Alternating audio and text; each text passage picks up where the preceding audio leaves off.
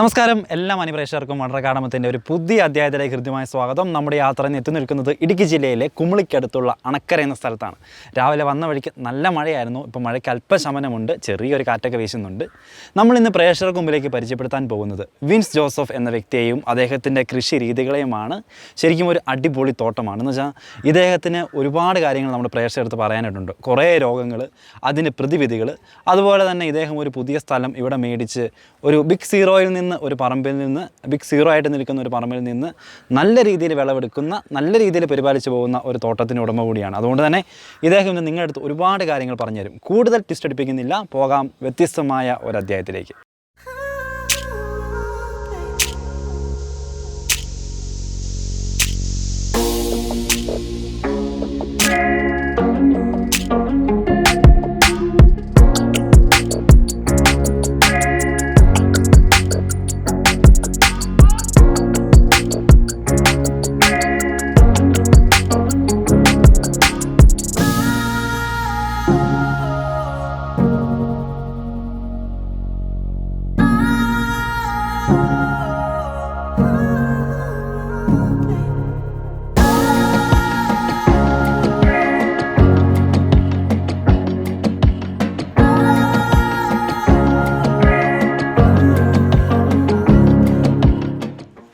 വിൻസിയേട്ടാ, Cardamomത്തിന്റെ ഒരു പുതിയ എപ്പിസോഡിലേക്ക് ഹൃദ്യമായ സ്വാഗതം. Thank you. നമ്മുടെ വിൻസിയേട്ടനെ പറ്റി ഞാനൊരു മുഖവരെ നിങ്ങൾക്ക് പറഞ്ഞുതരാം. Cardamomത്തിന്റെ തുടക്കം മുതൽ നമ്മുടെ കൂടെ എല്ലാ കാര്യത്തിനും വലിയ സപ്പോർട്ടോടുകൂടി നിൽക്കുന്ന ഒരു പ്രേക്ഷകനാണ്. കൃത്യമായിട്ടുള്ള മാർഗ്ഗനിർദ്ദേശങ്ങളും തിരുത്തലുകളും അഭിപ്രായങ്ങളും ഒക്കെ തന്നുകൊണ്ട് Cardamomത്തിന്റെ വളർച്ചയിൽ ഒരു മുഖ്യ പങ്ക് വഹിക്കുന്ന വ്യക്തിയാണ് നമ്മുടെ വിൻസിയേട്ടൻ. നമ്മുടെ പ്രേക്ഷകരെ തേടിയുള്ള, നമ്മുടെ കട്ട സപ്പോർട്ടിനെ തേടിയുള്ള യാത്രയ്ക്കിടയിൽ നമ്മൾ വിൻസിയേട്ടൻ്റെ തോട്ടത്തിൽ ഇന്ന് എത്തിച്ചേർന്നിരിക്കുകയാണ്. ഇന്നിവിടെ വന്ന് ഇദ്ദേഹത്തിൻ്റെ കൃഷി രീതികളും കൃഷിയെപ്പറ്റിയുള്ള ഒരുപാട് ആശയങ്ങളും കാര്യങ്ങളുമൊക്കെ നമ്മുടെ പ്രേക്ഷകർക്ക് വേണ്ടി ഇന്ന് എത്തിച്ചു തരുന്നതാണ്. അപ്പോൾ വിൻസിയേട്ടൻ നമ്മുടെ ചക്കുവെള്ളത്ത് തോട്ടമുണ്ട്, അതുപോലെ തന്നെ ഇന്ന് അപ്പോൾ അണക്കരയിൽ ഇവിടെ ഒരു തോട്ടമൊക്കെ എടുത്ത് അതിനെ ഒന്ന് പരിപാലിച്ചൊക്കെ പോകുന്നു. എന്നുവെച്ചാൽ ഒന്നുമില്ലായ്മയിൽ നിന്ന് ഒരു തോട്ടത്തെ കരകയറ്റിക്കൊണ്ടുവന്ന വ്യക്തിയാണ്. അതുകൊണ്ട് തന്നെ ഒരുപാട് അനുഭവങ്ങൾ പറയാനായിട്ട് ഇദ്ദേഹത്തിനുണ്ട്. ഇവിടെ നമുക്ക് എത്ര ഏക്കർ തോട്ടമുണ്ട്? ഇവിടെ ഇപ്പോൾ ഏകദേശം ഒരു 3 ഏക്കർ. 3 ഏക്കർ. 3 ഏക്കർ തോട്ടത്തിൽ ചക്കുവെള്ളത്തോ? ചക്കുവെള്ളത്ത് 1 ഏക്കർ വെച്ചു. ഇവിടെ ഇങ്ങനെ ഒരു തോട്ടം വന്ന് മേടിച്ച് കൃഷി ചെയ്യാനുള്ള പ്രചോദനം എന്തെങ്കിലും? അതെന്ന് വെച്ച് കഴിഞ്ഞാൽ നമ്മുടെ ബ്ലഡിനകത്ത് തന്നെ ഒരു കാർഡമം കൾട്ടിവേഷൻ ഉണ്ടല്ലോ. ഞാൻ ഏകദേശം ഒരു 20 വർഷക്കാലമായിട്ട് ഈ ഫീൽഡിലുണ്ട്. പിന്നെ എൻ്റെ പേരൻസ് എല്ലാം ഈ കൃഷിയായിരുന്നു. എൻ്റെ ഫാമിലിയിലുള്ളവരൊക്കെ ഈ കൃഷിയാണ്. അപ്പോൾ എനിക്കിത് ഭയങ്കര ഇഷ്ടമുള്ള ഒരു ജോലിയും ഒരു എൻ്റർടൈൻമെൻറ്റും കൂടെ ആയതുകൊണ്ടാണ് ഞാനിത് തന്നെ ഈ ഫീൽഡ് തന്നെ തിരഞ്ഞെടുത്തത്. പിന്നെ ഞാൻ ജോലി സംബന്ധമായും ഈ ഫീൽഡുമായിട്ട് ബന്ധപ്പെട്ട് തന്നെയാണ് ഇത്രയും കാലം പ്രവർത്തിച്ചുകൊണ്ടിരുന്നത്. ഇപ്പോൾ ജോലി സംബന്ധമായെന്ന് പറഞ്ഞു കഴിഞ്ഞാൽ അദ്ദേഹം കടന്നു വന്ന വഴികൾ നമ്മുടെ പ്രേക്ഷകർക്കൊന്ന് അറിയേണ്ടതുണ്ട്. അതും കൂടെ ഒന്ന് വ്യക്തമാക്കാമോ? തീർച്ചയായും. ഞാൻ കോളേജ് പഠനമൊക്കെ കഴിഞ്ഞതിന് ശേഷം അന്നും ഞാൻ ഈ അഗ്രികൾച്ചർ ഫീൽഡിൽ ഞാൻ ശ്രദ്ധിക്കുമായിരുന്നു. അപ്പോൾ അതിനുശേഷം ഞാൻ ആദ്യമായിട്ട് കളരിക്കൽ ഏജൻസീസിലാണ്, പെസ്റ്റിസൈഡ് ഷോപ്പിലാണ് ജോലിക്ക് ചേർന്നത്. അതിനുശേഷം ഞാൻ ഇവിടുത്തെ ഒരു റെപ്യൂട്ടഡ് ഫാമിലിക്ക് പിന്നെ മാറി ജോലി ചെയ്യുമായിരുന്നു ഈ കാലയളവ്. നിരവധി ഇടുക്കിയിലെ കർഷകരുമായിട്ട് കമ്മ്യൂണിക്കേറ്റ് ചെയ്യാനും കൃഷി രീതികൾ നേരിട്ട് മനസ്സിലാക്കാനും എനിക്ക് ഇഷ്ടം പോലെ സാഹചര്യങ്ങളുണ്ടായി. അവർക്ക് മാർഗ്ഗനിർദ്ദേശങ്ങൾ കൊടുക്കാനായിട്ടുള്ള സാഹചര്യങ്ങളുണ്ടായി. അതനുസരിച്ച് ഇഷ്ടം പോലെ ആളുകളെ കൈപിടിച്ച് കൊണ്ടുവരാനും കഴിഞ്ഞിട്ടുണ്ട്.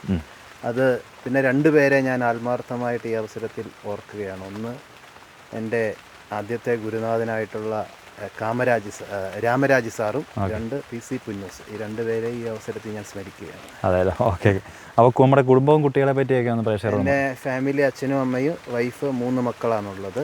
ഞാനും അച്ഛനും അമ്മയുമാണ് ഇപ്പോൾ ഇവിടെ താമസിക്കുന്നത്. വൈഫും മക്കളും ഒരു ജോലി സംബന്ധമായി പഠന സംബന്ധമായി മറ്റൊരു സ്ഥലത്താണ് ഇപ്പോൾ. അതെ അല്ലേ? അതെ.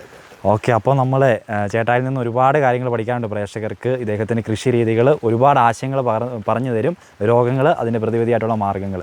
അപ്പോൾ നമ്മുടെ കൃഷിയുടെ കൂടുതൽ വിശേഷങ്ങളിലേക്ക് പോകാം. Cardamom യൂട്യൂബ് ചാനലിലേക്ക് സ്വാഗതം. Okay, thank you very much. നിങ്ങൾക്ക് എല്ലാ ആശംസകളും. നമ്മളിവിടെ നിൽക്കുന്നത് ഏലത്തിൻ്റെ ഏറ്റവും സോൺ എന്ന് പറയപ്പെടുന്ന അണക്കരയിലാണ്. അപ്പോൾ അല്ലാത്ത മേഖലയിലും പൊതുവേ അനുഭവപ്പെടുന്ന ഏറ്റവും വലിയ പ്രശ്നം എന്ന് പറയുന്നത് ഇപ്പം ചരത്തിൻ്റെ അറ്റം മുഴുവൻ നമ്മൾ കണ്ടിട്ടുണ്ട്, മൊത്തം ചൊറി പിടിക്കുകയും അതുപോലെ തന്നെ മൊത്തം അതിൻ്റെ പുതിയ ചരം വരുന്നതിൻ്റെ അറ്റം മുഴുവൻ കരിഞ്ഞു പോവുകയും ചെയ്യുന്നു.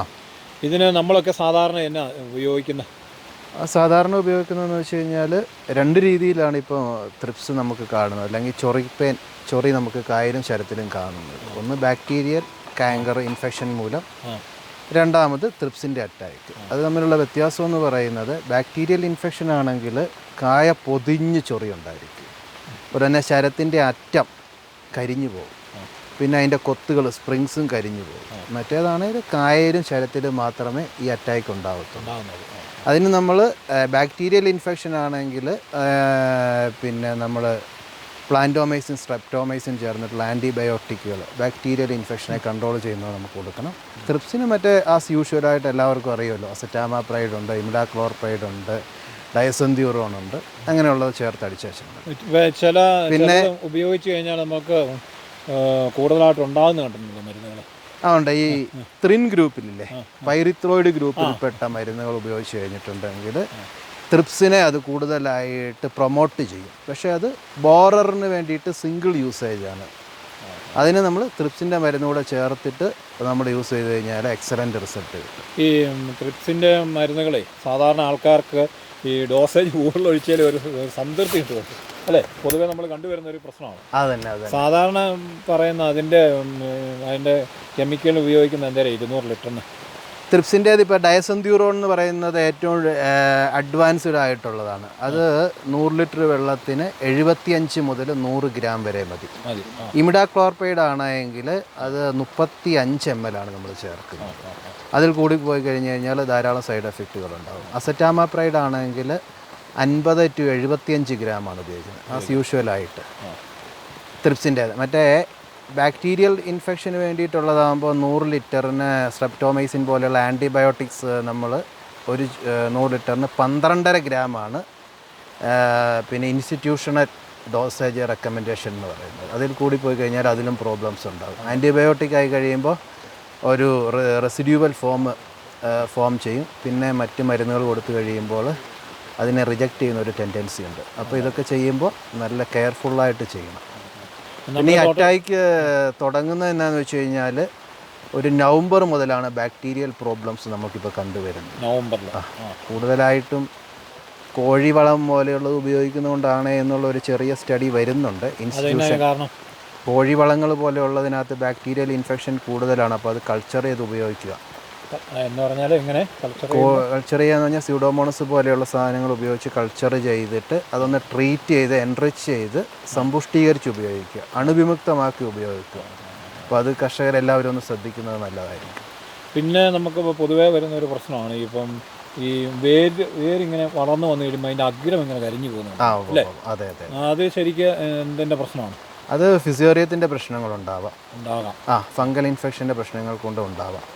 പിന്നെ ഏറ്റവും മുകളിലുള്ള ഒരു ചെറിയ വേരുകൾ എപ്പോഴും ഓപ്പൺ എയറുമായിട്ട് നമ്മൾ മിങ്കിളിങ് ആണല്ലോ. അതിന് ഏത് സമയത്തും ഫംഗസ് ബാധിക്കുന്നത് കൊണ്ടും പല അൺനോൺ റീസൺ കൊണ്ടും അതുണ്ടാവാം. അപ്പോൾ വേരുകളെ എല്ലാം ഒന്ന് പൊതിഞ്ഞ് സൂക്ഷിക്കുക, ഫംഗിസൈഡുകൾ നന്നായിട്ട് ഉപയോഗിച്ച് ഒന്ന് കൺട്രോൾ ചെയ്യുക. ഈ പൊതുവേ ആൾക്കാർക്ക് ഈ ഫംഗിസൈഡ് ഉപയോഗത്തെക്കുറിച്ച് ഉപയോഗിക്കണമെന്നറിയാം, പക്ഷേ അത് നമുക്കത് ഒരു വർഷത്തിൽ എത്ര പ്രാവശ്യം സാധാരണ ഉപയോഗിക്കേണ്ടി? ഇപ്പോൾ നമ്മുടെ ക്ലൈമറ്റ് ഭയങ്കര എക്സ്ട്രീമായിട്ട് നിൽക്കുകയാണല്ലോ. അപ്പോൾ എനിക്ക് തോന്നുന്നു മിസ്റ്റുള്ള സമയത്തൊക്കെ, അതായത് ഒരു നവംബർ ഒക്ടോബർ മുതൽ ഉപയോഗിക്കേണ്ടി വരും. അതായത് ഈ വിൽറ്റിന് വേണ്ടിയിട്ടുള്ളത് fusarium, stem rot, leaf rot, root rot, ഇതിന് വേണ്ടിയിട്ടുള്ളത് ഒക്ടോബർ ഓൺവേഡ്സ്. അപ്പോഴാണ് ഇത് ചെടിയിൽ വന്നിരുന്നിട്ട് എസെൻഷ്യലും സെക്ഷലുമായിട്ട് മൾട്ടിപ്ലൈ ചെയ്യുന്നത്. ആ സമയത്ത് മുതൽ സ്റ്റാർട്ട് ചെയ്താലേ അതിനെ നമുക്ക് നന്നായിട്ട് കൺട്രോൾ ചെയ്യാൻ കഴിയും. മഴക്കാലത്ത് ആ ഒരു പ്രോബ്ലം നമ്മൾ കാണുന്നില്ല. എങ്കിലും ഒരു 3 മാസത്തിലൊരിക്കൽ സിസ്റ്റമിക് കോണ്ടാക്റ്റ് ഫംഗിസൈഡുകൾ ഉപയോഗിക്കേണ്ടതായ ഒരു സിറ്റുവേഷനാണ് ഇപ്പോൾ കാണുന്നത്. എക്സ്ട്രീം ക്ലൈമറ്റ് കൊണ്ട്, ക്ലൈമറ്റ് വേരിയേഷൻ വരുന്നത്. പിന്നെ നമ്മളെ തുരിശുകളുടെ ഉപയോഗം എങ്ങനെയുണ്ട്? അതും ഫംഗസ് ആണല്ലോ, അതിൻ്റെ ഉപയോഗത്തെക്കുറിച്ച് അഭിപ്രായം എങ്ങനെയാണ്? ആ തുരിശ് ഉപയോഗിക്കുന്നത് നല്ലതാണ്. അതൊരു പ്രൊഫലാറ്റിക് ആക്ഷനാണ്, അത് ക്യൂറേറ്റീവ് അല്ല. രോഗം വന്നതിന് ശേഷം ഉപയോഗിക്കുന്നതല്ല, അതിന് മുൻപ് ഉപയോഗിക്കണം. കാരണം അതൊരു കോണ്ടാക്റ്റ് ആയിട്ടുള്ള ഒരു ഫംഗിസൈഡ്സ് ആണ്.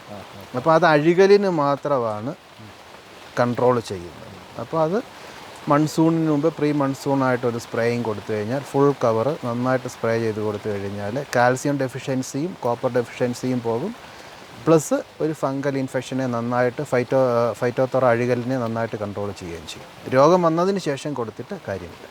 ആൾക്കാരെന്നാന്ന് ചോദിച്ചപ്പോൾ ഉള്ള പ്രശ്നം എന്ന് പറഞ്ഞാൽ ഏത് സമയത്ത് ഉപയോഗിക്കണമെന്നല്ല. ഇപ്പോൾ കഴിഞ്ഞ ദിവസം പറയുന്നത് കേട്ടു, ഇപ്പം ചിലർ പറയുന്നത് കേട്ടു നമുക്ക് എന്നാ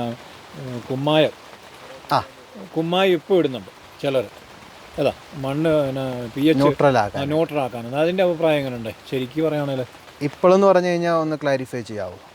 ഈ സമയത്തൊക്കെ മഴ റീസെൻ്റ്ലി അല്ല, പ്രീ മൺസൂൺ, അതായത് മൺസൂണിന് മുമ്പ് തന്നെ നമ്മുടെ ലൈമിങ് ആപ്ലിക്കേഷൻസ് ഒക്കെ കഴിയണം. ഇപ്പോൾ എന്ന് പറയുന്നത് സെറ്റിങ്ങിൻ്റെ സമയമാണല്ലോ. കായ പിടിക്കുന്ന സമയത്ത് കുമ്മായം അനാവശ്യമായിട്ട് ഉപയോഗിച്ച് കഴിഞ്ഞാൽ സെറ്റിങ്ങിനെ ബാധിക്കും, അറസ്റ്റിംഗ് ആയിപ്പോൾ. അത് ഒരു മെയ് 2nd വീക്കോടുകൂടി അതിൻ്റെ ആപ്ലിക്കേഷൻസ് എല്ലാം അവസാനിപ്പിക്കണം. അത് വരുന്നത് എന്നാന്ന് വെച്ച് കഴിഞ്ഞാൽ pH ഒരു 6.5 to 7 ആക്കണം. അല്ലെങ്കിൽ 6 to 7 കാർഡമം ഇഷ്ടപ്പെടുന്ന ആസ് ലൈക്ലി ഒരു pH ആണത്. അതൊന്ന് കൺട്രോൾ ചെയ്യുന്നതിന് വേണ്ടിയിട്ടാണ് ഉപയോഗിക്കുന്നത്. അത് ഓവറായിട്ട് ഉപയോഗിക്കരുത്. ഓവറായിട്ട് ഉപയോഗിച്ച് കഴിഞ്ഞാൽ അതിൻ്റെ ആക്ടിവേഷൻസ് പ്ലാന്റ്സിൻ്റെ എല്ലാം നിന്ന് പോകും, മണ്ണ് ഒന്ന് സ്റ്റക്കാകും. അപ്പോൾ അതുകൊണ്ട് കറക്റ്റായിട്ടുള്ള സമയത്ത് അത് ഉപയോഗിക്കണം. പിന്നെ അതിനെ ഇപ്പോൾ ഇതിനെക്കുറിച്ച് അറിയാവുന്നതുകൊണ്ട് ചോദിക്കുന്നത്, നമ്മൾ സാധാരണ ഈ പച്ചക്കക്ക ഇങ്ങനെ വിപണിയിൽ ഇപ്പം വരുന്നുണ്ട്, അതിനെക്കുറിച്ച് അഭിപ്രായം എന്താ? പച്ചക്കക്കായ ഞാൻ പൂർണ്ണമായിട്ടും തള്ളിക്കളയുന്നു. കാരണം അതൊരു ഡൈജസ്റ്റീവ് മെക്കാനിസം അല്ല. പിന്നെ ഇത് നമ്മുടെ വിപണി ഭയങ്കരമായിട്ട് അത് ഉപയോഗിക്കുന്നത് നല്ലതാണ്, അത് കൂടുതൽ ഉപയോഗിക്കണമെന്ന് പറഞ്ഞോട്ട് ഇങ്ങനെ മാർക്കറ്റിംഗ് ചെയ്യുന്നുണ്ട്. ഒരു മാർക്കറ്റിങ്ങിൻ്റെ ഭാഗമാണ്. ആ ഒരു പ്രൊഡക്റ്റ് ചെയ്യുന്നവർ മാർക്കറ്റ് ചെയ്യുന്നു എന്ന് മാത്രമേ ഉള്ളൂ. അതുകൊണ്ട് ഒരു ഗുണമില്ല. ഡൈജസ്റ്റ് ആവാത്ത കക്ക, നീറാത്ത കക്ക, പ്രോസസ്സ് ചെയ്യാത്ത ഷെല്ലുകൾ ഉപയോഗിച്ചിട്ട് കാര്യമില്ല. ആൾക്കാർക്കില്ലേ അതിന് കുറച്ച് ടെക്നിക്കൽ സൈഡ്സ് ഉണ്ട്. അത് പിന്നെ ഞാൻ എപ്പോഴും എക്സ്പ്ലെയിൻ ചെയ്തേക്കാം. നമ്മുടെ സാധാരണ ഒരു ഏലം കർഷകനെ സംബന്ധിച്ചിടത്തോളം ചിലപ്പോൾ ഒരു പുതിയ തോട്ടം മേടിക്കുമ്പോൾ അവർ ഒരുപാട് കൺഫ്യൂസ്ഡ് ആവാറുണ്ട്. അവിടെ വന്നിട്ട് എന്ത് ചെയ്യണം, എങ്ങനെ തുടങ്ങണം, മേടിക്കണോ വേണ്ടയോ എന്നുള്ള പേടി വരെ നമ്മൾ പലരും കാണാറുണ്ട് നമ്മൾ ഒരുപാട് കർഷകരായിട്ട് കോൺടാക്ട് ചെയ്യുമ്പോൾ. അപ്പോൾ ഒന്നുമില്ലാത്തൊരു തോട്ടം എടുക്കാൻ ധൈര്യം കാട്ടിയ ആളാണ് വിൻസിയേട്ടൻ. എന്ന് വെച്ചാൽ ബിഗ് സീറോയിൽ കിടന്ന ഒരു തോട്ടം വളർത്തിക്കൊണ്ട് വരാനായിട്ട് ഒരുപാട് എഫർട്ട് എടുത്തൊരു മനുഷ്യൻ. അപ്പോൾ ഈ തോട്ട സാധനം നമ്മൾ നോക്കുമ്പോൾ പ്രധാനമായിട്ട് ശ്രദ്ധിക്കേണ്ട, ഒരു തോട്ടം എടുക്കുമ്പോൾ പ്രധാനമായിട്ട് ശ്രദ്ധിക്കേണ്ട കാര്യങ്ങൾ ഒക്കെ എന്താ? തീർച്ചയായും നിരവധി കാര്യങ്ങൾ നമ്മളൊരു പുതിയ തോട്ടം വാങ്ങുമ്പോൾ ശ്രദ്ധിക്കണം. എല്ലാ കർഷക സുഹൃത്തുക്കളും അക്കാര്യം ഒന്ന് ശ്രദ്ധിച്ചാൽ മാത്രമേ ഈ ഫീൽഡിൽ നമ്മൾ വിജയിക്കുകയുള്ളൂ. ഒന്ന്, നമ്മളുടെ വെള്ളത്തിൻ്റെ ലഭ്യതയാണ്. വെള്ള ലഭ്യത ഉറപ്പ് വരുത്തണം. സോഴ്സ് ഇല്ല എങ്കിൽ അത് കണ്ടുപിടിക്കണം. രണ്ടാമത്, നല്ല ഭൂമി ആയിരിക്കണം. ഇൻ കേസ് ഭൂമി ഇത്തിരി മോശമാണെങ്കിൽ അത് നന്നാക്കി കൊണ്ടുവരാനായിട്ടും ഫെർട്ടൈൽ സോയിലാക്കി കൊണ്ടുവരാനായിട്ടും നമുക്ക് ധാരാളം പോസിബിലിറ്റീസ് ഉണ്ട്. 3, നല്ല നടീൽ വസ്തുക്കൾ നമ്മളവിടെ തിരഞ്ഞെടുക്കണം. പിന്നെ ഭൂമിയുടെ ചെരിവ്, എല്ലാ കാര്യങ്ങളും മറ്റ് കർഷകർക്കെല്ലാം അറിവുള്ളതാണല്ലോ. അപ്പോൾ അങ്ങനെ അത്രയും രീതിയിൽ ഒരു സെലക്റ്റീവായിട്ട് അതൊന്ന് സെലക്ട് ചെയ്യുക. ഞാൻ അങ്ങനെയാണ് ഇത് സെലക്ട് ചെയ്തത്. അതിനുശേഷം ഇത് ഇൻഫ്രാസ്ട്രക്ചേഴ്സ് എല്ലാം റെഡിയാക്കി ഈ തോട്ടം ഇന്ന് ഇതിലേക്ക് കൊണ്ടുവരാനായിട്ട് എനിക്കൊരു 7-8 മാസം വേണ്ടി വന്നു. ഇതെടുത്ത് ഇങ്ങോട്ട് കയറി കഴിഞ്ഞ് ചെയ്ത പ്രോസസ്സ് ഒന്ന് ഓർഡർ പറഞ്ഞു തരാമോ? തീർച്ചയായും. ഞാനെന്ന് വെച്ച് കഴിഞ്ഞാൽ ഇതൊരു പാഷനാണ്, പിന്നെ രണ്ടാമത് ഉപജീവന മാർഗവുമാണല്ലോ. അപ്പോൾ ഞാൻ അക്ഷരാർത്ഥത്തിൽ ഇതിനകത്ത് ജീവിക്കുകയായിരുന്നു എന്ന് വേണമെങ്കിൽ പറയാം. കാരണം എൻ്റെ കയ്യിലേക്ക് കിട്ടിക്കഴിയുമ്പോൾ ഷെയ്ഡ് റെഗുലേഷൻ നടന്നിട്ടില്ല, പ്ലാന്റിങ് എല്ലാം ഇൻഫെക്റ്റഡ് ആയിരുന്നു, ആരോഗ്യമില്ല, അതുപോലെ തന്നെ ഡിസോർഡറായിട്ടുള്ള ഒത്തിരി ട്രീസും അതിൻ്റെ ബ്രാഞ്ചസും അങ്ങനെയെല്ലാം ഞാനതെല്ലാം ഒന്നായിട്ട് ഫസ്റ്റിലെ ഞാൻ ചെയ്തതെന്ന് വെച്ച് കഴിഞ്ഞാൽ ഇതിൻ്റെ എല്ലാം ഷെയ്ഡ് റെഗുലേറ്റ് ചെയ്യുമായിരുന്നു. ഷെയ്ഡ് റെഗുലേറ്റ് ചെയ്തു, പ്ലാന്റ്സ് എല്ലാം നല്ല ഓർഡർ അത് യൂണിഫോം ആക്കി. അതിനുശേഷം ഇതിൻ്റെ ഫംഗൽ ഇൻഫെക്ഷൻ ധാരാളം ഉണ്ടായിരുന്നു. അതെല്ലാം ഒന്ന് ഇറാഡിക്കേറ്റ് ചെയ്ത് എല്ലാം ഒന്ന് ക്യൂറേറ്റീവായിട്ട് ഹെൽത്തിയായ ഒരു പ്ലാന്റ്സ് അതായിരുന്നു ഞാൻ ഫസ്റ്റിൽ എയിം ചെയ്തത്. അങ്ങനെയാണ് ഇതിലേക്ക് ഞാനിപ്പോൾ കൊണ്ടുവന്നിരിക്കുന്നത്. അതെ. അതുപോലെ തന്നെ നമ്മുടെ ഈ തോട്ടത്തിൽ കുറച്ച് കുളങ്ങളുടെ രീതിയിലുള്ള ഒരു സംവിധാനം കാണുന്നുണ്ട്, അതായത് ടാങ്കുകൾ. അപ്പോൾ അതുകൊണ്ട് എന്താണ് നമ്മൾ മെയിനായിട്ട് ഉദ്ദേശിക്കുന്നത്? അത് ഇവിടുത്തെ എനിക്ക് ഫെർട്ടിലൈസർ ആപ്ലിക്കേഷൻ ഒന്ന് ഈസി ആയിട്ട് കൺവീനിയൻസ് ആയിട്ടൊന്ന് ഒരുക്കുന്നതിന് വേണ്ടിയിട്ട് മാത്രം ഞാൻ ചെയ്തിരിക്കുന്നതാണല്ലേ? അതെ. കാരണം അതിലേക്ക് ഇപ്പോൾ നമ്മുടെ വളങ്ങളൊക്കെ ഒന്ന് കലക്കി ഡ്രഞ്ചിങ് ചെയ്യണമെങ്കിൽ ഈസി ആയിട്ട് ഒന്ന് എത്തിക്കുന്നതിന് വേണ്ടിയിട്ടും ആളുകൾക്ക് കംഫർട്ടായിട്ട് ഒന്ന് വർക്ക് ചെയ്യുന്നതിന് വേണ്ടിയിട്ടാണ് അങ്ങനെയുള്ള ഒരു ടാങ്കുകൾ ഞാൻ അറേഞ്ച് ചെയ്തിരിക്കുന്നത്. അതുപോലെ തന്നെ നമ്മുടെ ഏലത്തോട്ടം ഒരുക്കുമ്പോൾ ശ്രദ്ധിക്കേണ്ട കാര്യങ്ങൾ അങ്ങനെ എന്തെങ്കിലും ഉണ്ടോ? തീർച്ചയായും ഉണ്ടല്ലോ. ഏലത്തോട്ടം എന്ന് പറയുന്നത് ഇപ്പോൾ ലെവൽ ലാൻഡൊക്കെ ആണെങ്കിൽ ഒരു 10x10 കുഴി എടുത്ത് വയ്ക്കുക. അതുപോലെ തന്നെ സ്ലോപ്സ് ആണെങ്കിൽ 9x9, സൺലൈറ്റ് കൂടുതലായിട്ട് സൂര്യപ്രകാശം അടിക്കുന്ന പ്രദേശമാണെങ്കിൽ 8x8. ആ ലെവലിൽ നമുക്ക് കുഴിയെടുത്ത്, അത് കുഴിയെടുക്കുമ്പോൾ എല്ലാവരും ഒന്ന് ശ്രദ്ധിക്കുക, 3 അടി വീതിയും 2 അടി താഴ്ചയുമുള്ള ഒരു കുഴി മസ്റ്റായിട്ട് എടുക്കണം. കാരണം അത്രയും സോയിൽസ് ലൂസായി കിട്ടിക്കഴിഞ്ഞാൽ റൂട്ട് ഫോർമേഷൻ നന്നാവും. പിന്നെ അതിലേക്ക് ചപ്പുചവറുകൾ, ഇപ്പോൾ മരത്തിൻ്റെ ശിഖരങ്ങൾ എല്ലാവരും കോതി ഇറക്കുമല്ലോ, അത് അരിഞ്ഞ് ചേർത്ത് നന്നായിട്ട് ഇടിച്ചു മൂടി പ്ലാന്റ് ചെയ്യുന്നതാണ്. പിള്ളക്കുഴിയെടുത്ത് അതിലേക്ക് ഫെർട്ടിലൈസർ, അതായത് ജൈവവളങ്ങൾ നന്നായിട്ടിട്ട്, പിന്നെ ഈ പുഴുക്കൾ ഗ്രബൊക്കെ വരാതിരിക്കുന്നതിന് വേണ്ടിയിട്ട് ഗ്രാന്യൂൾസും വെതറിയിട്ട് വേണം ചെടി വയ്ക്കാനായിട്ട്. പിന്നെ ഒരു കാര്യം കൂടെ ഉണ്ട്, പിള്ളക്കുഴി നന്നായിട്ട് ചെടി വെച്ചതിന് ശേഷം താങ്ങുകാല് കെട്ടി ചവിട്ടി ഉറപ്പിച്ചിരിക്കണം, അല്ലെങ്കിൽ വെള്ളം ഊർന്നിറങ്ങി അത് ചീഞ്ഞു പോകാനായിട്ട് സാധ്യതയുണ്ടല്ലേ. ആ ക്ലംസ് പോയി കഴിഞ്ഞാൽ അപ്പം തന്നെ ചെടി പോകും.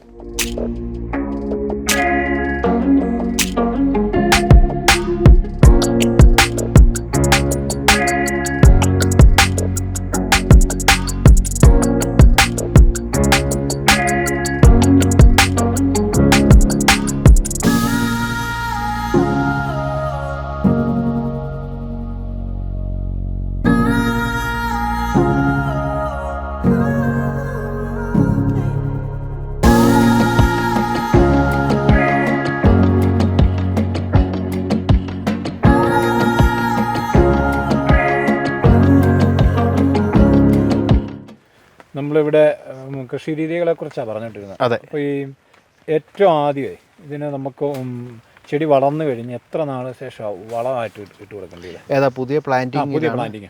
പുതിയ പ്ലാന്റിങ് എന്ന് പറയുമ്പോൾ നമ്മൾ ആദ്യം വയ്ക്കുമ്പോൾ ഓർഗാനിക് മനൂർ ചേർത്തിട്ടാണല്ലോ വയ്ക്കുന്നത്. അപ്പോൾ അതിന് ബേസിക്കലി ഒരു ഫുഡ് നമ്മൾ താഴെ കൊടുത്തിട്ടുണ്ട്.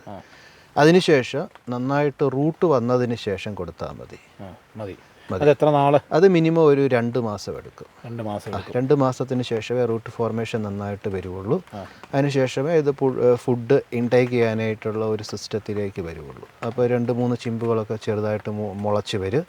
അപ്പം മുതലാണ് ഇതിന് ഫുഡ് ആവശ്യം വരുന്നത്.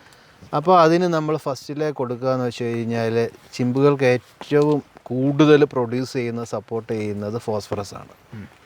മഴ കുറവാണ് എങ്കിൽ MAP 1261 പ്ലസ് ഹ്യൂമിക് സബ്സ്റ്റൻസസ്, അതും റൂട്ട് ഫോർമേഷൻ എഫക്റ്റീവാണ്. ഇത് രണ്ടും കൂടെയും 100 ലിറ്റർ വെള്ളത്തിൽ 1 കിലോ MAPയും 200 milli humic substances or seaweed extract അത് ചേർത്ത് ഒരു 2-3 ലിറ്റർ ഒഴിച്ചു കൊടുത്താൽ മാത്രം മതി. അപ്പോൾ ധാരാളം പൊടിച്ചിമ്പുകൾ നന്നായിട്ട് പ്രൊഡ്യൂസ് ചെയ്യും. പിന്നെ ഒരു ഓർഗാനിക് മാനുവർ ഒരു സ്പെല്ല് നമ്മൾ കൊടുത്തിട്ടുണ്ട്. അതിൻ്റെ കൂടെ പിന്നെ മീലുണ്ടല്ലോ, ബോൺ മീലല്ല ഞാൻ ഉദ്ദേശിക്കുന്നത്, ഓൾ മീലുണ്ട്. അതൊരു 1/4 കിലോയോ 1/2 കിലോയോ നന്നായിട്ട് വിതറി കൊടുക്കുക. അത് സ്ലോ റിലീസാണ്. അത് കുറേ നാളിന് ശേഷമേ അത് ഡീക്കേ ആയി മെൽറ്റ് ആവുകയുള്ളൂ. അപ്പോൾ അതും അതിൻ്റെ കൂടെ കൊടുക്കുക. ഇങ്ങനെ നമ്മൾ അതിൻ്റെ പ്രോസസ്സിങ് എത്ര നാൾ വരെ നമ്മൾ അങ്ങനെ തുടരണം? അതിന് ഈ വളർച്ചയ്ക്ക് അനുസരിച്ചിട്ട് ഒരു 2 മാസം 3 മാസത്തിലൊരിക്കൽ കൊടുത്തുകൊണ്ടേ ഇരുന്നാലേ നമുക്ക് 2 വർഷം കൊണ്ട് അത് മാറ്റി കൊടുക്കണം.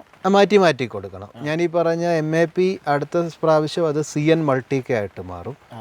പിന്നെ നല്ല മഴയുണ്ടെങ്കിൽ ഗ്രാന്യൂൾ ഫോമിലുള്ള ഫാക്ടം ഫോസോ DAP ഇതിന് എഫക്റ്റീവാണ്. കാരണം 46% ഫോസ്ഫറസ് ഉള്ള വളവാണ്, 18% നൈട്രജൻ ഉള്ള വളവാണ്. അത് കൊടുക്കുക. അതിൻ്റെ കൂടെ ഗ്രൗണ്ട് നട്ട് കേക്ക്, കടലപ്പിണ്ണാക്ക്, നീം കേക്ക്, ഇതൊക്കെ കൊടുക്കുന്നത് ഏറ്റവും എഫക്റ്റീവ്. അത് ചൂട്ടിലിട്ട് മതിയല്ല കളിക്കുക? അല്ലല്ല, ഞാൻ കൂടുതലും പിന്നെ ബേസൽ ഫോമിൽ വെതറി കൊടുക്കാനാണ് കൊടുക്കുന്നത്. കലക്കി കൊടുക്കുന്നത് മഴയ്ക്ക് ശേഷം മാത്രമേ ഉള്ളൂ. അല്ലാത്തപ്പോൾ എല്ലാം വെതറി കൊടുക്കുക എന്നുള്ളതാണ്. ഇപ്പോൾ ഈ പറഞ്ഞ കാര്യങ്ങളൊക്കെ കറക്റ്റാണ്. വേറൊരു സംശയം, ഇപ്പോൾ ഇത് ഉപയോഗിക്കാത്ത ഒരു കർഷകരാണെങ്കിൽ അവൻ എന്നാ ചെയ്യണം? ഇപ്പം കായ ആകാൻ പോകുന്ന ഒരു തോട്ടമാണ് എന്ന് പറഞ്ഞാൽ ഒരു 12 മാസം 18 മാസം ആകുന്നു. അവന് ഇതൊന്നും ചെയ്തിട്ടില്ല. അവന് നൽകാൻ നിർദ്ദേശം എന്നാ? അപ്പോൾ അത് ഡിഫറെൻ്റ് ആയിരിക്കും. കാരണം പുള്ളിക്കാരന് ഇത്രയും നാൾ ചെയ്തത് എന്താണെന്ന് നമുക്ക് പറഞ്ഞു കഴിഞ്ഞാൽ, അല്ലെങ്കിൽ ഒന്ന് ഇൻഫോം ചെയ്താലേ നമുക്കൊന്ന് സപ്പോർട്ട് ചെയ്യാൻ കഴിയും. സാധാരണ രീതിയിൽ ഒന്നും ചെയ്തില്ല, ഒന്നും ചെയ്തില്ല എന്ന് പറഞ്ഞാൽ കുറച്ച് അവനറിയാവുന്ന രീതിയിൽ പൊതുവെ ഇച്ചിരി ചാണകം ചിലപ്പോൾ ഇട്ട് കാണും, കുറച്ച് രാസവളം ഇട്ട് കാണും, കുറച്ച് എല്ലുപൊടി ഇട്ട് കാണും, കുറേ നീം കേക്ക് ഇട്ട് കാണും. അതൊക്കെ ഉള്ളതൊന്നും അവൻ ചെയ്ത് കാണിയല്ല. അപ്പോൾ അതിനകത്ത് ഇപ്പോൾ വന്നിട്ടുണ്ട്, അത്യാവശ്യം ഫെർട്ടിലൈസർ വന്നിട്ടുണ്ട്. അതൊന്ന് യൂണിഫോം ആയിട്ടൊന്ന് ഓർഡർ ആക്കിയാൽ മാത്രം മതി. കാരണം അദ്ദേഹം പിന്നെ ഇറഗുലറായിട്ടും ഒരു മിനിമം ഇൻ്റർവെല്ലിനപ്പുറം ചെയ്തിട്ടുണ്ടെങ്കിൽ ഒരു ഗ്യാപ്പിൽ ഒന്ന് ഓർഡർ ആക്കി മാത്രം കൊടുത്താൽ മതി. എന്തെങ്കിലും ഒരു ഫുഡ്സ് അത് കറക്റ്റായിട്ട് കൊടുക്കുക. ഇപ്പോൾ ചെടിയെ സംബന്ധിച്ചിടത്തോളം, വളർച്ചയ്ക്ക് ഏലത്തിനെ സംബന്ധിച്ചിടത്തോളം ഒരു ടൈപ്പ് അല്ലെങ്കിൽ ഒരു കാറ്റഗറീസ് ആണ് ആവശ്യം. അതുപോലെ തന്നെ ഈൽഡിങ്ങിന് വേറൊന്നാണ്. ഈൽഡിങ് എന്ന് പറയുമ്പോൾ അതിന് ധാരാളം ന്യൂട്രിയൻസ് ആവശ്യമുണ്ട്. ഇപ്പോൾ ഒരു പുതിയ പ്ലാന്റ് വെച്ച് കഴിഞ്ഞാൽ അതിന് ന്യൂട്രിയൻസിൻ്റെ തൽക്കാലം ആവശ്യമില്ല. അതിന് പ്രൈമറി ന്യൂട്രിയൻസ് ആയിട്ടുള്ള എന്നും പിയും കെയും, നൈട്രോജൻ, ഫോസ്ഫറസ്, പൊട്ടാഷ്, ഓക്സിജൻ, പിന്നെ ഹ്യൂമസ്, അങ്ങനെയുള്ള സാധനങ്ങൾ മാത്രം മതി. Organic manners. ഈൽഡിങ്ങിലേക്ക് വന്നു കഴിയുമ്പോൾ അവിടെ ഫംഗൽ അറ്റാക്ക് വരും. അപ്പോൾ അവിടെ നമ്മൾ ഫംഗിസൈഡ് കൊടുക്കണം. കായ ബോൾഡിനുണ്ടാവാനായിട്ടും ഡ്രോപ്പിങ് പോകാനായിട്ടും മൈക്രോ ന്യൂട്രിയൻസ് കൊടുക്കണം. അതുപോലെ തന്നെ റൂട്ട് ഫോർമേഷന് ഫോസ്ഫറസ് അനുബന്ധിച്ചുള്ള വളങ്ങൾ കൊടുക്കണം. ഇത് ഹെൽത്തി ആയിട്ട് നിൽക്കാനും സ്റ്റെമ്മ് സ്ട്രോങ് ആയിട്ട് നിൽക്കാനും കായ നല്ല വെയിറ്റ് കിട്ടാനും പൊട്ടാഷ്, അങ്ങനെ ഇത് കൺവേർട്ട് ചെയ്യണം. ഫസ്റ്റ് ഇയർ ആപ്ലിക്കേഷൻ ആയിരിക്കുകയില്ല, സെക്കൻഡ് ഇയറിലേക്ക് വരുമ്പോൾ. പിന്നെ വേറെ പൊതുവേ ഉണ്ടാകുന്നൊരു സംശയം, ഇപ്പോൾ നമ്മൾ മഴ കൂടുതലുണ്ട്. ഇപ്പോൾ പൊതുവേ നമ്മുടെ തോട്ടങ്ങളിൽ കണ്ടുവരുന്ന പ്രശ്നമാണ് പിന്നെ കൊത്തഴുകൽ, അഴുകൽ, അതുപോലെ തട്ടമറിച്ചിൽ ഒക്കെ പൊതുവെ ഇപ്പോഴത്തെ ഏറ്റവും വലിയ പ്രശ്നമാണ്. അവർക്ക് കൊടുക്കാൻ പറ്റുന്ന നിർദ്ദേശം എന്താണ്? ഓക്കെ, നമ്മൾ ആദ്യമേ ഇപ്പോൾ സാർ ചോദിച്ചതനുസരിച്ചിട്ട് നമ്മൾ അഴുകൽ എന്ന് പറയുന്ന ഫൈറ്റോതെറ മീഡിയ എന്ന് പറയുന്ന ഒരു ഫംഗസാണ് ഇത് ഉണ്ടാക്കുന്നത്. അപ്പോൾ അതിന് അഴുകൽ വരുന്നതിന് മുമ്പ് ഞാൻ മുമ്പ് സൂചിപ്പിച്ചല്ലോ, ബോഡോക്സ് 1% സ്ട്രോങ് ആയിട്ടുള്ള 1:1 ആയിട്ടുള്ള ബോഡോ മിക്സർ സ്പ്രേ ചെയ്യുക. അത് പ്രൊഫൈലാറ്റിക് ആക്ഷനാണ്, ക്യൂറേറ്റീവ് അല്ല, രോഗം വന്നതിന് ശേഷമല്ല. അപ്പോൾ അത് നന്നായിട്ടൊന്ന് സ്പ്രേ ചെയ്ത് കഴിച്ചാൽ അതിൻ്റെ ഒരു പീക്ക് പീരീഡ് എന്ന് പറയുന്നത് ഒരു 10 to 15, 20 ദിവസം കൊണ്ട് അതിൻ്റെ എഫക്റ്റ് നഷ്ടപ്പെടും. അപ്പോൾ വീണ്ടും മൂടിക്കെട്ടിയ അന്തരീക്ഷവും മറ്റുമാണ് എങ്കിൽ തീർത്തും നമുക്ക് നല്ല ഈൽഡുമാണ്, കൺട്രോൾ ചെയ്യാൻ നിർവാഹമില്ല എങ്കിൽ ഫോസറ്റൈൽ അലുമിനിയം എന്ന് പറയുന്ന ഒരു കെമിക്കലുണ്ട്. അത് 100 ലിറ്ററിന് 250 ഗ്രാം. അതല്ല എങ്കിൽ മെറ്റലാക്സിൽ മാംഗോസബ് 100 ലിറ്ററിന് 250 ഗ്രാം. അതല്ല എങ്കിൽ മെറ്റലാക്സിൽ COC, ഇതൊക്കെ ഒന്ന് സ്പ്രേ ചെയ്ത് കൊടുത്തു കഴിഞ്ഞാൽ അവിടെ നല്ല കൺട്രോൾ കിട്ടും. പിന്നെ അടുത്തതെന്ന് ചോദിച്ചിട്ടുള്ളത്, പിന്നെ ഞാനിപ്പോൾ പറഞ്ഞിരിക്കുന്നത് അഴുകൽ, കൊത്തഴുകൽ, ക്യാപ്സ്യൂൾ റോട്ട്, അതുപോലെ തന്നെ പാനിക്കൽ റോട്ട്, അങ്ങനെയുള്ള സംഭവങ്ങൾക്കാണ്. അടുത്തത് തട്ടമറിച്ചിലാണല്ലോ, അത് വേറൊരു ഫംഗസാണ്. പിത്തിയോ എന്ന് പറയുന്ന ഫംഗസാണ് അത് അറ്റാക്ക് ചെയ്യുന്നത്. അത് പിത്തിയം വരുന്നതെന്ന് വെച്ച് കഴിഞ്ഞാൽ നമ്മുടെ ഏറ്റവും സോഫ്റ്റായ ടിഷ്യൂ എന്ന് പറയുന്ന ഒരു പ്ലാന്റിനെ സംബന്ധിച്ചിടത്തോളം അതിൻ്റെ ക്ലംസാണ്. നമ്മുടെ ആണെങ്കിലും ഇപ്പം നമ്മുടെ നെക്കാണ് ഏറ്റവും കൂടുതൽ സോഫ്റ്റ്, അവിടെയാണ് ഏറ്റവും കൂടുതൽ ആദ്യ നമുക്ക് വൈറസ്, ഫംഗസ് ഇൻഫെക്ഷൻസ് എന്ന് പറയുന്നത് പോലെ അതിൻ്റെ ക്ലംസിലാണ് ഈ അറ്റാക്ക് വരുന്നത്. അവിടെ ബാക്ടീരിയ, ഫംഗസ് കോളനി ഫോം ചെയ്തിട്ട് ആ ക്ലംസിനെ അറ്റാക്ക് ചെയ്യുമ്പോൾ അവിടെ സോഫ്റ്റായിട്ട് അത് മറിഞ്ഞു പോകും. അത് ഫൈറ്റോത്തോറ അല്ല, പിത്തിയം എന്ന് പറയുന്ന ഫംഗസാണ്. അപ്പോൾ അതിന് ഏറ്റവും എഫക്റ്റീവായിട്ട് കണ്ടിട്ടുള്ളതെന്ന് പറയുന്നത് ടെബുക്കോണസോൾ 100 ലിറ്റർ വെള്ളത്തിന് 100 ml പ്ലസ് ഒരു കോണ്ടാക്ട് ഫംഗിസൈഡ് ആയിട്ടുള്ള മാംഗോസബ് 100 ലിറ്റർ വെള്ളത്തിന് 200 ഗ്രാം ചേർത്ത് കൊടുക്കുക. പിന്നെ പെൻസൈക്കുറോൺ എന്ന് പറയുന്ന വേറൊരു എഫക്റ്റീവായിട്ടുള്ളൊരു കെമിക്കൽസ് ഉണ്ട്. അതും COCയും കൂടെയും ചേർത്തിട്ട് സ്പ്രേ ചെയ്ത് നന്നായിട്ട് സ്പോട്ട് ആപ്ലിക്കേഷൻ കൊടുത്തു കഴിഞ്ഞാൽ അത് നിൽക്കും. ഇതാണ് പ്രൈമറി ആയിട്ട് മൺസൂൺ സമയത്ത് നമുക്കുണ്ടാകുന്ന ഒരു പ്രശ്നം. മൺസൂണിൽ ഫുസേറിയം അത്ര കാര്യമായിട്ട് അഫക്റ്റ് ചെയ്യാറില്ല, പക്ഷേ ലീഫുകളിലെല്ലാം ഈ പ്രോബ്ലംസ് വരും. ഫംഗൽ പ്രോബ്ലംസ്, ലീഫ് റോട്ട് വരും, സ്റ്റെം റോട്ട് വരും, അതുപോലെ തന്നെ തുരുമ്പ് കളറിലൊക്കെ നിൽക്കും, അങ്ങനെയുള്ള പ്രശ്നങ്ങളൊക്കെ വരും. ഈ പിന്നെ അതുപോലെ തന്നെ ഒരു പ്രശ്നമാണ് ആൾക്കാർ ഏറ്റവും കൂടുതൽ അഭിമുഖീകരിക്കുന്ന പ്രശ്നമാണ് ഈ ഫിസേറിയം. ഫിസേറിയത്തിന് ചിലർ പറയാറുണ്ട്. അതിനെക്കുറിച്ച് പറയുന്നതെന്ന് വെച്ചാൽ ഈ നമ്മളെ റൂട്ടിൽ കൂടെ വന്നതിന് ശേഷമാണ് ഇതിലേക്ക് വരുന്നത് അല്ലേ എന്ന് പറയുന്ന അങ്ങനെ അഭിപ്രായം പറയുന്ന കേൾക്കാം. അത് നേരെ തിരിച്ചാണ് സാറേ. ഫസ്റ്റിലെ ഇതൊരു എയർബോൺ പാത്തോജൻസ് ആണ്. മെയിൻലി ഇത് സ്പ്രെഡ് ആകുന്ന എയർബോണിലാണ്. എയർബോൺ ആണ്, അതുപോലെ തന്നെ വാട്ടർ ബോൺ ആണ്, സോയിൽ ബോൺ ആണ്. പക്ഷേ ഇത് എയർബോൺ പാത്തോജൻസ് ആണ്. ഇത് ആദ്യമേ വന്നിട്ട് നമ്മുടെ ലീഫിലാണ് ഇരിക്കുന്നത്. അത് ഒരു സെപ്റ്റംബർ ഒക്ടോബർ ആകുമ്പോഴത്തേന് ലീഫിൽ വന്നിരിക്കും. അതിനുശേഷം അവിടെ നിന്ന് ഇങ്ങനെ അത് മൾട്ടിപ്ലൈ ആയി അടുത്ത ഒരു മഴ പെയ്ത് കഴിയുമ്പോൾ വാഷ്ഡ് ആയിട്ട് നേരെ താഴേക്ക് വന്ന് മണ്ണിൽ വീണ് അങ്ങനെയാണ് അതിൻ്റെ ഒരു സൈക്ലിക്. അപ്പോൾ നമ്മൾ റൂട്ടിൽ ട്രീറ്റ് ചെയ്യുന്നതിന് പകരം ആദ്യം സെപ്റ്റംബർ ഒക്ടോബറിലൊക്കെ നമ്മൾ ഒരു ഫംഗിസൈഡ് സ്പ്രേ ചെയ്യുമല്ലോ. അപ്പോൾ അത് ലീഫിലും സ്റ്റെമ്മിലും നന്നായിട്ട് ഫുൾ കവർ കൊടുത്തു കഴിഞ്ഞാൽ 100% ഇതിനെ നമുക്ക് കൺട്രോൾ ചെയ്യാം. പിന്നെ മഞ്ഞ് സമയത്ത്, മിസ്റ്റ് സമയത്താണ് ഇത് കൂടുതൽ മൾട്ടിപ്ലൈ ചെയ്യുന്നത്. അപ്പോൾ മസ്റ്റായിട്ട് എല്ലാ പ്ലാന്റേഴ്സും ആ സമയത്ത് ഫംഗിസൈഡ്സുകൾ കൊടുത്തിരിക്കണം. അത് കോണ്ടാക്റ്റ് പോരാ, സിസ്റ്റമിക് പ്ലസ് കോണ്ടാക്റ്റ് കൊടുത്തിരിക്കണം അല്ലേ? അതെ. പിന്നെ ഒരു കാര്യം, നമ്മൾ മരുന്നടിക്കുമ്പോൾ നമ്മൾ ചിലർ പറയുന്ന ഏറ്റവും സ്പ്രേ കുറഞ്ഞത് കൊടുക്കുന്നതാണോ അല്ലാതെ കൊടുക്കുന്നതാണോ നല്ലത്? സ്പ്രേ കൂട്ടിയാണോ? ചില ഈ നമ്മൾ മരുന്നടിക്കുന്ന തോട്ടിയില്ലേ, അതിൻ്റെ വോളിയമാണോ? നമുക്ക് ഇപ്പോൾ ഹൈ വോളിയം എന്നാണ് പൊതുവെ പിന്നെ സ്പ്രെയറിന് പറയുന്നത്. ഹൈ വോളിയത്തിൽ ചെന്ന് പറ്റിപ്പിടിച്ചിരുന്നാൽ മതി.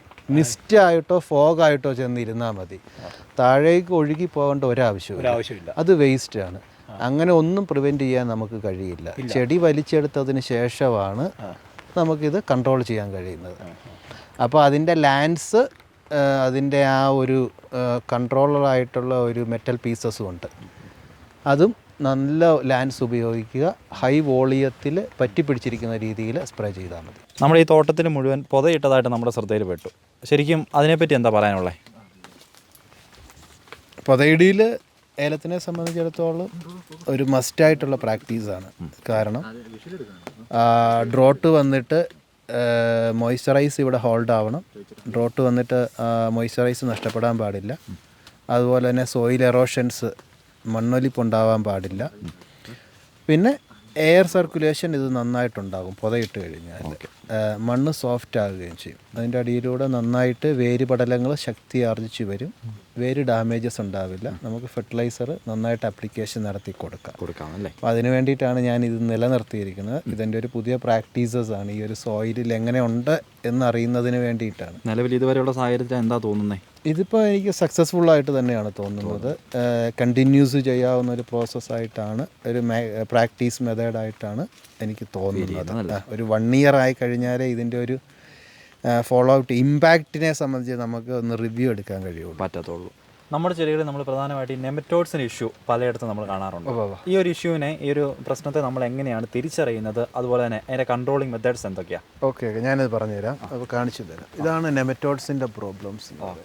ഫസ്റ്റ് നമുക്ക് വിസിബിളായിട്ടുള്ള ഒരു സിംറ്റംസ് ആണിത്. ഇലകൾ ഇങ്ങനെ കുറുകി വരിക. ഇതാണ് ഈ മുകളിലത്തെ ഇലകൾ കണ്ടോ. ഇതാണ് നെമറ്റോഡ്സിൻ്റെ സിംറ്റംസ്. പിന്നെ ചുവട്ടിലേക്ക് നോക്കിക്കഴിഞ്ഞാൽ അത് വാടി നിൽക്കുന്നത് പോലെ നമുക്ക് തോന്നും. 2 രീതിയിലാണ് നെമറ്റോഡ് അറ്റാക്ക് ചെയ്യുന്നത്. ഒന്ന്, വേരുകൾ മുഴയായിട്ട് നിൽക്കും. രണ്ടാമത്, വേരുകൾ അഴുകിപ്പോയതുപോലെ നിൽക്കും, അല്ലെങ്കിൽ ദ്രവിച്ചു പോയതുപോലെ നിൽക്കും. ഇത് രണ്ടുമാണ്. എന്നിട്ട് റൂട്ട് ഫോർമേഷൻ ഇല്ലാതെ, കായ പിടിക്കാതെ ചെടികൾ ഇങ്ങനെ വാടി നിൽക്കുന്നതാണ് നെമറ്റോഡ്സിൻ്റെ ഒരു സിംറ്റംസ്. പിന്നെ ലീഫിലും ഇങ്ങനെ നമുക്ക് കാണാൻ പറ്റും. ഇതിനെ മാനേജ്മെൻ്റ് എന്ന് പറയുന്നത് എഫക്റ്റീവായിട്ട് നമുക്ക് ചെയ്തില്ല എങ്കിൽ ഇതൊരു സൈലൻറ്റ് കില്ലറാണ്. കാരണം ഇത് കഴിഞ്ഞിട്ട് ഈ ഒരു അറ്റാക്കിലൂടെയാണ് എല്ലാ ഫംഗൽ പ്രോബ്ലംസും ചെടിയിലേക്ക് പ്രവേശിക്കുന്നത്. അപ്പോൾ ഇതിനെ മാനേജ് ചെയ്യുക എന്നുള്ളത് ഒരു ഏല കൃഷിയെ സംബന്ധിച്ചിടത്തോളം ഏറ്റവും ഇമ്പോർട്ടൻ്റ് ആയിട്ടുള്ള ഒരു കേസസാണ്. അപ്പോൾ അത് ആദ്യമേ ജൈവിക രീതിയിൽ നമുക്ക് അത് മാനേജ് ചെയ്യാം. പാസിലോമൈസിസ് അല്ല ക്ലാംഡോഡിയ പാച്ചോണിയ എന്ന് പറയുന്നത്, ഇത് രണ്ടും ഉപയോഗിച്ചിട്ട് കലക്കി ഒഴിച്ചിട്ട് നമുക്ക് മാനേജ് ചെയ്യാം. കെമിക്കലിലാണ് എങ്കിൽ ഏറ്റവും ലീസ്റ്റ് ഇപ്പോൾ കാർട്ടാബ് ഹൈഡ്രോക്ലോറൈഡ് ഉണ്ട്, കാർബോസൾഫാൻസ് ഉണ്ട്, നെമറ്റ്സ് ഉണ്ട്, അതുപോലെ തന്നെ ഫ്ലൂപ്പി റാംസ് ഉണ്ട്. ഇങ്ങനെ അത് ചുവട്ടിലേക്ക് എല്ലാം കലക്കി ഒഴിച്ചാലേ അത് ട്രെഞ്ച് ചെയ്ത് കൊടുത്താൽ മാത്രമേ നമുക്കത് മാനേജ് ചെയ്യാൻ പറ്റുള്ളൂ, കൺട്രോൾ ചെയ്യാൻ പറ്റുള്ളൂ. അത് കൃഷിയെ സംബന്ധിച്ചിടത്തോളം, കാടമത്തിനെ സംബന്ധിച്ചിടത്തോളം എസെൻഷ്യലായിട്ടുള്ള ഒരു കൺട്രോളിങ് ആയിരിക്കണം അത്. അല്ല എങ്കിൽ ചെടികൾ മുഴുവൻ നശിച്ചു പോകും. നമ്മൾ ചെയ്യുന്ന എല്ലാ പ്രവൃത്തിയും അവിടെ അവസാനിക്കും. അതുകൊണ്ട് എല്ലാ കർഷക സുഹൃത്തുക്കളും നെമറ്റോഡ് കൺട്രോളിങ് മസ്റ്റായിട്ടൊരു പ്രാക്ടീസായിട്ട് തന്നെ എടുക്കുക. വണ്ടർകാടമം ഇൻ്റർവ്യൂ ചെയ്ത പ്രേക്ഷകരെ വെച്ച് ഏറ്റവും കൂടുതൽ നമ്മുടെ അടുത്ത് ഒരുപാട് കാര്യങ്ങൾ പറഞ്ഞു തരാൻ പറ്റിയ അറിവുള്ള ഒരു വ്യക്തിയാണ് നമ്മുടെ വിൻസി ചേട്ടൻ. അതുകൊണ്ട് തന്നെ ഇന്നത്തെ അധ്യായം എല്ലാവർക്കും ഒരുപാട് ഉപകാരപ്രദമായെന്നുള്ള കാര്യത്തിൽ ഞങ്ങൾക്ക് യാതൊരു സംശയവുമില്ല. വിൻസി ചേട്ടൻ്റെ അഭിപ്രായത്തിൽ നമ്മുടെ കർഷകരുടെ അടുത്ത് എന്തെങ്കിലുമൊക്കെ അഡ്വൈസ് കൊടുക്കാനുണ്ടോ? തീർച്ചയായും. നമ്മുടെ ഏലം കർഷകരെ സംബന്ധിച്ചിടത്തോളം അവർ പ്രതിസന്ധികളിലൂടെ കടന്നു പോകുന്ന സമയമാണ്. കാരണം വലിയൊരു ഹൈക്കിംഗ് പ്രൈസിന് ശേഷം റിവേഴ്സ് മോഡിലാണ് ഇപ്പം പ്രൈസ് നിൽക്കുന്നത്. അപ്പോൾ ശ്രദ്ധയോടുകൂടി ഈ സെക്ടറിൽ വരവ് ചെലവ് കണക്കുകളെ ഒബ്സർവ് ചെയ്ത് വളരെ ശ്രദ്ധയോടുകൂടി കാര്യങ്ങൾ പഠിച്ചു പോയില്ല എങ്കിൽ വളരെയധികം കടബാധ്യതകൾ വരാൻ സാധ്യതയുണ്ട്. അതൊന്ന്. പിന്നെ രണ്ടാമത്, ഏലത്തിനെ സംബന്ധിച്ചിടത്തോളം 12 മാസവും വളർച്ച ആക്ടിവിറ്റീസ് ഇങ്ങനെ കണ്ടിന്യൂസ് ആയിട്ടൊരു പ്രോസസ്സാണ്. അപ്പോൾ ഈ 12 മാസവും ഇൻറ്റൻസീവായിട്ടുള്ള സപ്പോർട്ട് ഇതിന് വേണം. ഇല്ല എങ്കിൽ ഈ ഒരു ക്രോപ്പ് വളരെ ഫെയിലിയറായി പോകും. അതും പ്രിയപ്പെട്ട എല്ലാ കർഷക സുഹൃത്തുക്കളും ഒന്ന് ശ്രദ്ധിക്കുന്നത് ഏറ്റവും എഫക്റ്റീവായിരിക്കും. എൻ്റെ അനുഭവത്തിൽ നിന്ന് മനസ്സിലാക്കാൻ കഴിഞ്ഞാണ്. കാരണം വളർച്ച, പൂവിടിയിലെ കായ, അങ്ങനെ റൂട്ട് ഫോർമേഷൻ, അങ്ങനെ എല്ലാം 12 മാസവും നമുക്കിതിനകത്ത് നടക്കുന്നുണ്ട്. അപ്പോൾ അതിൻ്റെ ഓരോ ഘട്ടത്തിലും ഉള്ള സപ്പോർട്ട്സ് നന്നായിട്ട് കൊടുക്കണം. ശരിക്കും അതൊരു ഭയങ്കര മൂല്യവത്തായിട്ടുള്ള ഒരു അഡ്വൈസാണ് നമ്മുടെ കർഷകർക്ക് വേണ്ടി കൊടുത്തത്. ഒരുപാട് സന്തോഷമുണ്ട് ഇന്ന് വിൻസി ചേട്ടൻ്റെ കൂടെ ഈ ഒരു എപ്പിസോഡിൽ നമ്മൾ ഒരുപാട് കാര്യങ്ങൾ കർഷകർക്ക് പറഞ്ഞു തരാനായിട്ട് മനസ്സ് കാണിച്ചതിൽ ഒത്തിരി സന്തോഷം. വണ്ടർകാടമത്തിൻ്റെ എപ്പിസോഡുകൾ വിജയപ്രദമായിട്ട് മുന്നോട്ട് പോയിക്കൊണ്ടിരിക്കുന്ന സാഹചര്യത്തിൽ വണ്ടർകാടമത്തെ പറ്റി എന്താണ് വിൻസിയുടെ അഭിപ്രായം? തീർച്ചയായും ഇത് എല്ലാ കർഷകർക്കും നന്നായിട്ട് എഫക്റ്റീവായിട്ടുള്ള ഒരു പ്രോഗ്രാമാണ് ഈ യൂട്യൂബ് ചാനലിലൂടെ കൊടുത്തുകൊണ്ടിരിക്കുന്നത്. കാരണം കൃഷിയെ സ്നേഹിക്കുന്നവർക്കും കൃഷിയെക്കുറിച്ച് അറിയാൻ താല്പര്യമുള്ളവർക്കും ഇൻഫർമേറ്റീവായിട്ടുള്ള നല്ല നല്ല കാര്യങ്ങൾ നിങ്ങൾ ഇനിഷ്യേറ്റീവ് എടുത്തിട്ട് ചെയ്യുന്നുണ്ട്. ഇതിൻ്റെ എല്ലാ ക്രൂസിനും ഞാൻ ഓൾ ദി ബെസ്റ്റും ഈ അവസരത്തിൽ പറയുകയാണ്. ഇനിയും ഇതേപോലെയുള്ള കാര്യങ്ങൾ ചെയ്യാനായിട്ട് നിങ്ങൾക്ക് ദൈവം അനുഗ്രഹിക്കട്ടെ എന്ന് ഞാൻ പ്രാർത്ഥിക്കുന്നു. പിന്നെ അതുപോലെ തന്നെ ഇതൊന്നും ആയിട്ടില്ല, നമ്മുടെ ഈ ഡിസ്കഷൻ എന്ന് പറയുന്നത് ഒന്നും ആയിട്ടില്ല. കാരണം ഇനി ഫെർട്ടിലൈസറുകൾ കിടക്കുന്നു, പെസ്റ്റിസൈഡ് കിടക്കുന്നു, പ്ലാന്റ് ഗ്രോത്ത് പ്രൊമോട്ടേഴ്സിനെ കുറിച്ച് കിടക്കുന്നു, ബയോടെക്നോളജി കിടക്കുന്നു, പിന്നെ വാട്ടറിങ് കിടക്കുന്നു, മൾച്ചിങ്, അങ്ങനെ ഒത്തിരി മണിക്കൂറുകൾ ഡിസ്കസ് ചെയ്താൽ തീരാത്തതാണ്. പക്ഷേ സമയമില്ലാത്തത് കൊണ്ട് നമ്മളിങ്ങനെ ഒരു വിൻസേട്ടനെ വെച്ചിട്ട് പല ലിമിറ്റഡ് ഒരു ടൈമിംഗ് ബോണ്ടിൽ അത് ചെയ്യുകയാണ്. നമ്മൾ മുന്നോട്ടുള്ള എപ്പിസോഡുകൾ വിൻസേട്ടനെ വെച്ച് പല ഘട്ടങ്ങളായിട്ട് നമ്മൾ എപ്പിസോഡ് എടുക്കാൻ തീർച്ചയായിട്ടും നമ്മൾ ശ്രമിക്കുന്നതാണ്. കാരണം ഒരുപാട് അറിവുള്ള വ്യക്തിയെ ഇങ്ങനെ ഒരാളെ കിട്ടുമ്പോൾ അതിനനുസരിച്ച് നമ്മൾ മാക്സിമം അത് ഉപകാരപ്പെടുത്തുക തന്നെ ചെയ്യും. പല എപ്പിസോഡുകളായിട്ട് നമ്മൾ ഓരോ ടോപ്പിക്കും വെച്ച് നമ്മൾ ഡീറ്റെയിൽ ആയിട്ട് അത് സെറ്റ് ചെയ്യും. അപ്പോൾ അതായിരിക്കും കർഷകർക്ക് ഒരുപാട് പ്രയോജനപ്പെടും അങ്ങനെ ഒരു സംഭവം ചെയ്യുമ്പോൾ. അതുപോലെ തന്നെ നമ്മുടെ വണ്ടർകാടമം ഒരു വർഷം അടുക്കാറായി. നമ്മുടെ വണ്ടർകാടമത്തിൻ്റെ യാത്ര ഇങ്ങനെ പുറപ്പെട്ടുകൊണ്ട് യാത്രകൾ ഇങ്ങനെ വിജയത്തിലെത്തി നമ്മളിങ്ങനെ ഹൈ റേഞ്ചിലൂടെ അപ്പോൾ ഈ ഒരു അവസരത്തിൽ നമ്മുടെ കർഷകർക്ക് വേണ്ടി നമ്മൾ വലിയൊരു സർപ്രൈസ് ഒരുക്കുന്നുണ്ട് ഈ 1ാമത്തെ വാർഷികത്തോടനുബന്ധിച്ച്. അതെന്താണെന്ന് അറിയാം വിൻസേട്ടൻ ആഗ്രഹമില്ലേ? തീർച്ചയായും പറയൂ. വിൻസേട്ടൻ ആഗ്രഹമുള്ള പോലെ തന്നെ എല്ലാ പ്രേക്ഷകർക്കും ആഗ്രഹമുണ്ട്. പക്ഷേ അത് നമ്മൾ ഇന്ന് പറയുന്നില്ല. അത് സസ്പെൻസ് ആണ്. ഒരു സർപ്രൈസ് ആയിട്ട് നമ്മുടെ പ്രേക്ഷകർക്ക് വേണ്ടി വെക്കുകയാണ്. അതായത് നമ്മുടെ പ്രേക്ഷകർക്ക് വിചാരിക്കുന്നതിലും ഒരുപാട് വലിയൊരു സർപ്രൈസ് നമ്മൾ കൊടുക്കാനായിട്ട് പോകുന്നത് നമ്മുടെ പ്രേക്ഷകർക്ക് വേണ്ടി. അപ്പോൾ അത് മുന്നോട്ടുള്ള എപ്പിസോഡുകളിൽ നമ്മൾ കൃത്യമായിട്ട് നിങ്ങളെ അറിയിക്കുന്നതാണ്. കാത്തിരിക്കുക എന്താണ് സംഭവിക്കാൻ പോകുന്നതെന്ന്. അടുത്ത ആഴ്ച വ്യത്യസ്തമായിട്ടുള്ള എപ്പിസോഡുകളുമായിട്ട് വണ്ടർകാടമം വീണ്ടും നിങ്ങൾക്ക് മുമ്പിലേക്ക് എത്തുന്നതാണ്. അപ്പോൾ അടുത്ത ആഴ്ച വീണ്ടും കാണുന്നത് വരെ Ismi Jerin Puthampura, Sabu Varghese and Arun Narapperu signing out from വണ്ടർകാടമം.